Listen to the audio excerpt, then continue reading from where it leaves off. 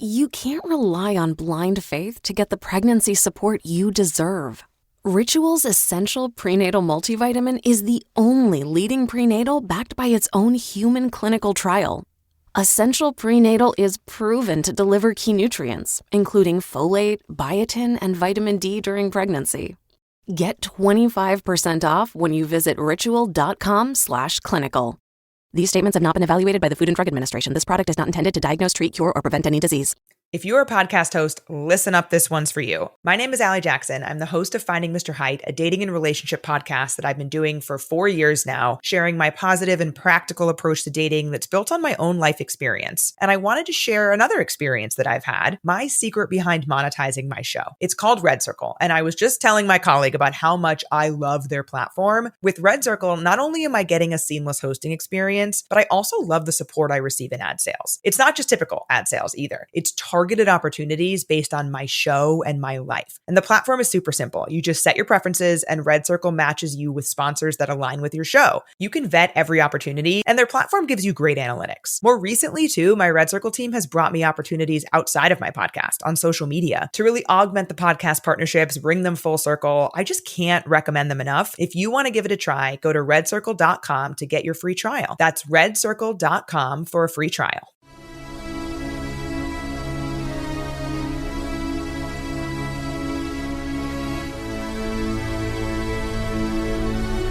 Welcome to the Dynasty Dugout Show, a podcast covering all things minor league baseball. Get a front row seat to the action with everything you need to know about the future stars of Major League Baseball. And now, here's your host, Chris Clegg. Hello and welcome to Dynasty Dugout Show. It's Thursday, it's June the 12th. We are back to talk more minor league baseball. Today is a big one. We got Travis Sakura in town, so I'm looking forward to seeing him again. I saw him last year in Columbia when Fredericksburg was down here, and it was like a 24-whiff start, just utter dominance. So I'm looking forward to seeing Sakura again. I think he's going to tear up this Spartanburg lineup that doesn't have Malcolm Moore or Dylan Dreiling in it because they're injured. So that should be a fun game to see. Looking forward to that one tonight. Before we do, we got to break down everything that happened yesterday. It's the Minor League Baseball Show. And as usual, we are brought to you by Connect Roasters. That is Ian Happ's coffee company. Connect Roasters makes an incredibly smooth blend of coffee. They actually have some new canned coffee. I'm getting some of that in the mail soon. So go check that out. They've got some really good things going on in the company. I wouldn't lie about that because I'm a coffee connoisseur and love me some coffee. And I love Connect Roasters.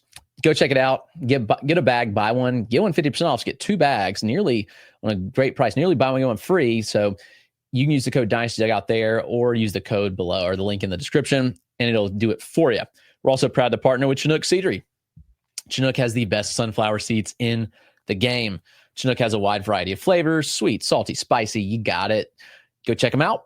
10% off your order using the code Dynasty Dugout at checkout.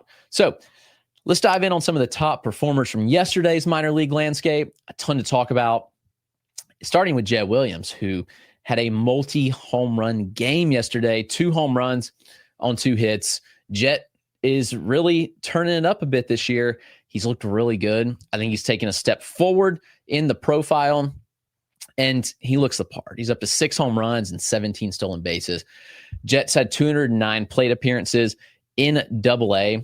You know, for a smaller frame, like he's got a really good power speed blend.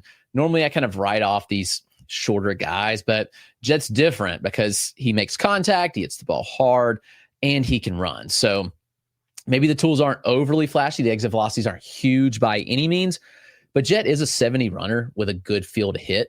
The contact skills have ticked up substantially this year. Like looking at the contact rates, he is at a career best contact right now. In zone contact looks really good. He doesn't chase. The approach is really sound as well. Very low chase rate. So you like to see those things in the profile from a hitter like this who has a good approach. He's patient.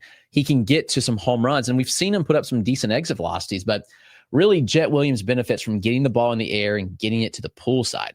So his air rate this year is 71%, almost 72%, which is wild. So a lot of healthy fly balls, line drives, and the pull rate's up to 44%. So Let's pull up his air pull percentage, see where that is at. I have fly ball pull percentage, which is a little different than air pull percentage, but Jett's fly ball or pulled fly ball rate is 50%. So that's huge. Like when you can pull 50% of your fly balls and you're hitting the ball in the air a lot, like you're going to get to these home runs. That's what he did yesterday. He pulled a couple of those fly balls and they left the yard. Jett can swing it. I've seen Jett a ton from his time in high A and spring training, the fall league last year. Jett's a good player. And sadly, I was at the game that he got hurt at last year in the fall league. And he's come back. He's looked really, really good. I've been impressed. He's playing center field. He's playing shortstop, and he's playing both well. So that's an encouraging sign to see. I think the long-term home might be center field, though he is playing more shortstop. Regardless, the versatility is nice. It's going to help Jett find a spot in the major league lineup and be really, really good. He's 21. He's listed at 5'7". I think he's 5'5", personally, because I've stood by him and I'm 5'9" on a good day. So I've stood by him and can attest that he ain't very big, but he can swing it. Luis Merejo Jr. of the Guardians had a 2 home run game. He is an interesting player because I loved Merejo last year. He put up some absurd exit velocities, like a 106 90th as an 18-year-old. He had actually was 17 to start the year last year. And he put up those numbers. It's like, dude, this kid has juice. Fun player. He struggled this year. He's slashing 183, 326, 366 right now. And it's got a 30% strikeout rate. Even last year when he was promoted to single A, he only struck out 24% of the time. And this year, there's been a kind of a change in the approach. Like if you look at the numbers, there's been a bit of a change from Merejo. He's swinging way less. He's dropped the swing rate by about 10 percentage points. But in doing so, he's striking out more. Now, the contact rates aren't all that different from what we saw in single A last year to single A this year. But ultimately, he's putting himself in bad counts. And he's getting more called strikes. Naturally, when you're not swinging, you're going to see more called strikes. And he really is just getting in bad counts and not getting good pitches to hit. I think that that's the tell of the story with Luis Merejo Jr. is that, yes, there's power. The approach is actually decent, but it's kind of like the problem we've seen with Emmanuel Rodriguez over the years where it's like, you got to swing the bat. And to see the swing rate cut so much for Merejo is interesting. Now, he's 18. We'll see him next week, actually. I'll see him for 2 weeks. I'm seeing Lynchburg next week and the following week, so that'll be fun. I like that team a lot. Merejo will be interesting to kind of check out. He's a 2023 international signee. He's got power for days. He's up to 8 home runs now. He can run a little bit, 5 stolen bases, and he's got like decent speed, I think. Lifts the ball, gets to the pull side. It's just, can he blend that former approach with a new approach and find the middle ground? I think that's what Luis Merejo will need to do. So I'm watching that pretty closely and seeing what will he become. And can he just be a power-only type? And I'm not sure that's the case because he's really going to have to hit. 18 years old, striking out at the rates we have seen, not ideal. But that's Luis Merejo Jr. of the Cleveland Guardians. Alfonsin Rosario is a really fun prospect. He is one who went to high school near me in P27 Academy, Lexington, South Carolina. I will say the Cubs scout North and South Carolina, I think, better than anybody. I mean, their scouts in these 2 areas are tremendous. They've pulled guys out of here left and right. Obviously, Rosario is no longer with the Cubs. He was traded to the Guardians this offseason. He's seen his contact rates tick up. Wow, the Guardians love contact, and he's improved. I'm hesitant to say it, but it's not improved enough yet. It looks like it early in the season. He was like 71% contact in the early part of the year, which that was up from like 59%. He's back to like 66%. So not great, but still a good little jump for Alfonsin Rosario of the Guardians. He's got 10 home runs now in the year, 8 stolen bases. When I saw him last year with Myrtle Beach, the Cubs affiliate, he's got power for days. He's got speed. He can run. He's a really good athlete. And ultimately, he gets the ball in the air. He can get to the pull side. It's bat speed. It's tools for days, but the contact is really lagging with Alfonsin Rosario. This year, though, as I mentioned, the numbers have improved. The approach just isn't great, if we're being honest. I mean, he swings a lot. He's chasing. He's not walking a ton. The strikeout rate has dropped from 32.2% last year to 27.2% this year. So it's solid improvement of 5 percentage points for Rosario. I don't know. He's a fascinating player. He's going to have to hit. And I'm not sure if the approach works moving up, but it's plus power and it might be above average speed right now, but he's a strong frame. He's listed 6'1", 210, good athlete. Home run last night was 104. He's at home run up to 113 this year. So he's got some serious juice in that profile. So Alfonsin Rosario is a fun kind of upside prospect, but he's not one that I'm like willing to go all in on. Roc Riggio homered again yesterday. Another day, another home run for Riggio. And it came off of Conley Early, who's a pretty good pitcher. And Riggio, what do you know? He bats left, is left on left crime. Homered up to 12 in 130 plate appearances this year. He has 3 stolen bases as well, slashing 296, 415, 713. I mean, Riggio is one of the most improved prospects in the game, I think. He is already blasted through his home run total last year. I mentioned he got a late start to the year, 130 plate appearances, and he had 480 last year and hit just 11 home runs. So a big jump for him. He's in Double-A right now. He started in High A and got the bump to Double-A. College bat, second baseman out of Oklahoma State. He's 23 years old, but Riggio is an interesting player. The contact rates they're down slightly from last year, but not notably. It's still like an average hit tool. It's a pretty aggressive approach. We've actually seen him be more aggressive in Double-A than we saw in High A. He was taking more walks and chasing less in High A. Surprise, when you move up, it gets a little harder, but still running a 415 OBP between both levels, that'll play. He has not walked in Double-A, small sample, 7 games, but I'm curious to see where this profile lands. Roc, R-O-C-R-I-G-G-I-O, Riggio is one of the buzziest prospects right now on social media, and for good reason, because he's seen the cover off the ball, getting a power that we have not seen. He's small, he's a muscle hamster, but dude keeps hitting. So really fun day for Riggio. So somebody to watch out for in the Yankees org. They develop pretty well, and I like that profile a lot. Let's take a quick break, and we will get back with some pitchers to discuss that really stood out in yesterday's action. What in the world has gotten into Adam Mazur? Now, Mazur is somebody that I really liked last year because after he was traded from the Padres to the Marlins, he made some tweaks. Like he made some changes in which side of the rubber he stood on. He changed some release height things. He lowered his release point, created more ride on his fastball pretty quickly. And he really took off. Now, he struggled out of the gate this year. I was ready for like a potential breakout. And he just didn't strike out guys this year. It's in AAA with the Marlins, not missing bats. But Mazur now suddenly has found a groove. And he's got his ERA down to 3.62 in 59 innings. He has 55 strikeouts to 16 walks. He's allowing a lot of homers. That's a concern. 11 home runs on the year so far. But yesterday, struck out 9 batters on the day. Just walked 1. 3 earned runs was a little bit concerning. We want to see less, but I thought it was still a good start because the walks had gotten out of control at some point. Now, he had rolled 3 walks in 3 of his 5 starts prior to the last 2.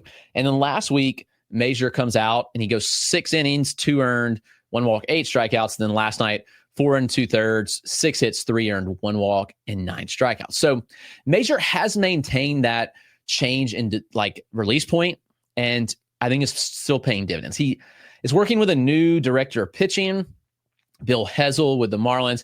He's doing some really good things, I believe. And so when we're looking at this, it could have been an adjustment that's taking some time. And I actually want to look at his pitch data and see if anything's really changed, like if a usage has changed at all from last year. Yeah, here we go. Mazur's actually leading with his slider more. So his slider's his most used pitch. That's pretty notable. He's throwing a good fastball. It's 94 to 95, T97. So it's good stuff. And, when you look, Mazur now, it's 17 IVB on the 4-seam, and he's throwing from a 5-9 release height. So it's above average IVB. It's below average extension too, which is concerning, but that it's fine. It can play. And the sinker, he drops it down a little bit, 14 inches of run. It is two distinct pitches between those two. He's throwing the curve and changeup more, which I like. The changeup plays well off of the sinker, so you like to see those things. Kind of think Adam Mazur might be back, and I just dropped him like pretty substantially in my prospect rankings just because the walks had gotten out of control. He wasn't missing bats. So it's like, well, what is going on? But now he's refound it. We'll have to dig in more to see like game by game, what's he doing, what's making the difference. But Adam Mazur, really, really good start. Let's talk about this Blake Money guy. Blake Money out of LSU, now with the Baltimore Orioles. Yes, he's a little older. He's 23 and a half, and he's in high A. Selected in 2023, 12th round pick from Baton Rouge. He's been really good this year. And actually, the numbers were good last year, but Money was in single A as a 22-year-old, and he spent all year there, where he struck out 28% of batters and walked 6%. If he had walked 28% of the batters, he would not be in minor league baseball anymore. But this year, 29% strikeout rate, 8% walk rate. So it's still maintaining a really good K-minus BB rate. The swing and strike rate's up to near 16%. Blake Money's interesting. He's got a 3.57 ERA and a 1.25 whip. But last night, struck out 8 batters, 1 walk, 3 hits, 1 run in 7 innings. Encouraging to see. He had a rough stretch the previous 3 starts. The previous 3 starts were all 4 earned runs. But again, he's pitched well most of the year. So Blake Money is doing some things. I mean, look at the arsenal. Like, what is Blake Money doing to make this work? Like, how is he getting to these numbers? Well, I think he's just advanced. When you pitch in the SEC and then you go to high A as a 23-year-old, you should be dominating. But Blake Money, he can be money at times. I actually saw him pitch last year. At one point, I think I saw him on the backfields this spring. He's interesting. The 4-seam, it'll get up to like 95 at times. It's really a low 90s pitch. He gets good ride on it. So you like to see that. The sinker has good separation actually from the 4-seam, and it gets good horizontal break. You really like to see him do that. And he's doing some things where I think he's making the necessary tweaks that you want to see. And I really believe that there could be something here. Now, it's still a long development process for Blake Money, but ultimately you look at the profile and it's like, yeah, this might work. He added a cutter recently. His sweeper is very good horizontal or glove side movement. So he's getting like up to 20 inches of sweep at times. And there will be a changeup at times too that can be pretty advanced where it's low 90s at times. So it needs more separation, but when he throws it, it has some decent feel and some decent traits. So it's 6'7". He gets good extension.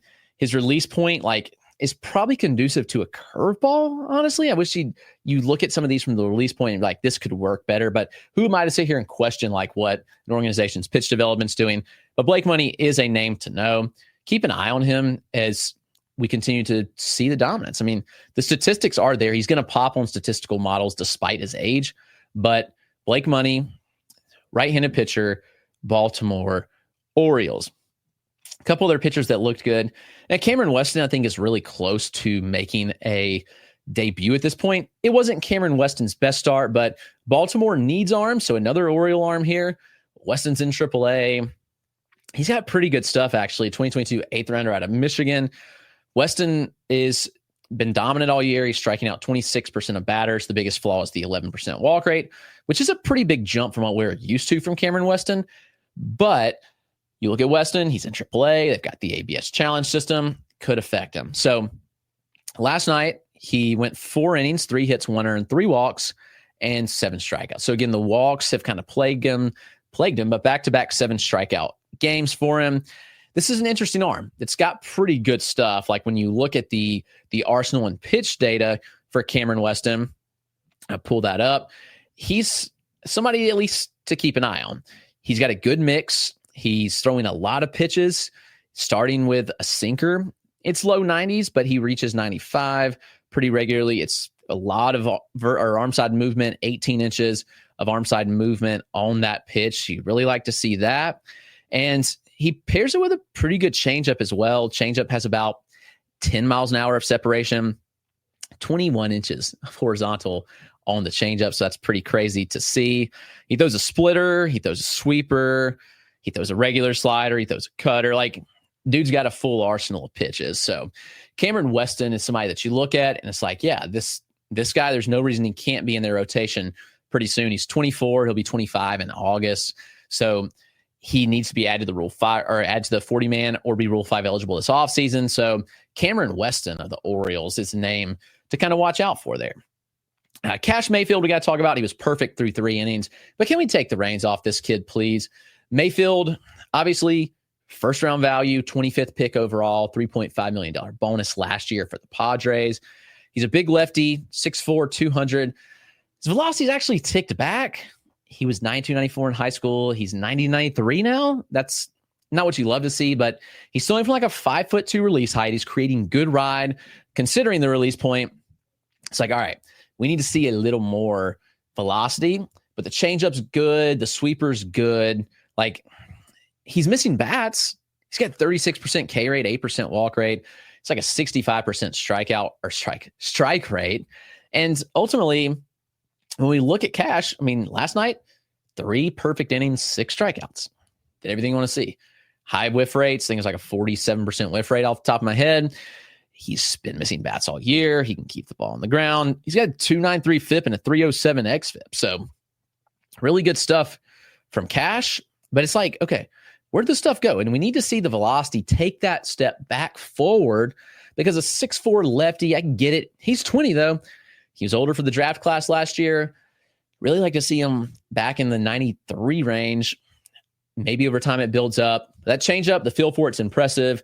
Most arms his age can't throw a changeup like that. And a lefty with that changeup, really good offering. I think the command's good. Mayfield's been good. But he's been babied really badly since coming back. He did miss a chunk of time. But his most recent start, 2 innings. Last night, 3 innings. And guess what? Both times he's been perfect. We need to see him built back up. There's some concerns, but at the end of the day, like, I think Mayfield can pitch. It's just, is he a low 90s guy? And if so, I think there's some concerns here. But if he ticks up, then all of a sudden we're looking at a kind of different arm. So Kash Mayfield of the Padres, name to know. It's going to do it. Thanks for tuning in. I'll be back tomorrow. We'll talk about the Travis Decor start and much more. We'll see you then.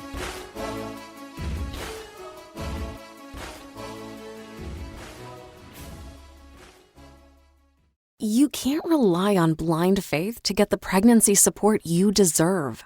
Ritual's Essential Prenatal Multivitamin is the only leading prenatal backed by its own human clinical trial. Essential Prenatal is proven to deliver key nutrients, including folate, biotin, and vitamin D during pregnancy. Get 25% off when you visit ritual.com/clinical. These statements have not been evaluated by the Food and Drug Administration. This product is not intended to diagnose, treat, cure, or prevent any disease.